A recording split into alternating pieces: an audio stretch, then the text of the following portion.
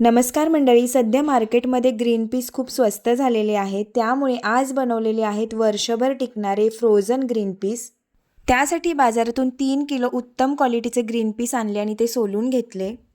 त्यानंतर एका पातेल्यात पाणी गरम होण्यासाठी ठेवलं। पाणी गरम झाल्यानंतर त्याच्यामध्ये 2 छोटे चमचे साखर आणि 2 छोटे चमचे मीठ घातले। त्यानंतर याच्यामध्ये सोलून ठेवलेले ग्रीन पीस घातले। गॅसची फ्लेम मोठीच ठेवून ग्रीन पीस आपल्याला याच्यामध्ये 2 ते 3 मिनिटं ठेवायचे आहेत।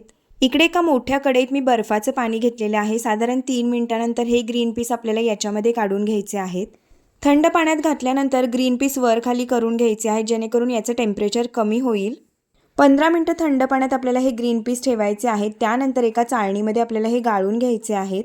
10 मिनिटं आपल्याला हे ग्रीन पीस या चाळणीमध्ये व्यवस्थित निथळून घ्यायचे आहेत।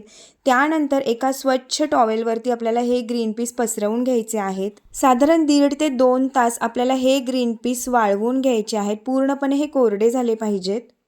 1.5 ते 2 तासानंतर कोरडे झालेले ग्रीन पीस एका झिपलॉक बॅगमध्ये आपल्याला भरायचे आहेत। पूर्णपणे कोरडे करून घेतल्यामुळे हे ग्रीन पीस जे आहेत ते वर्षभर टिकतात।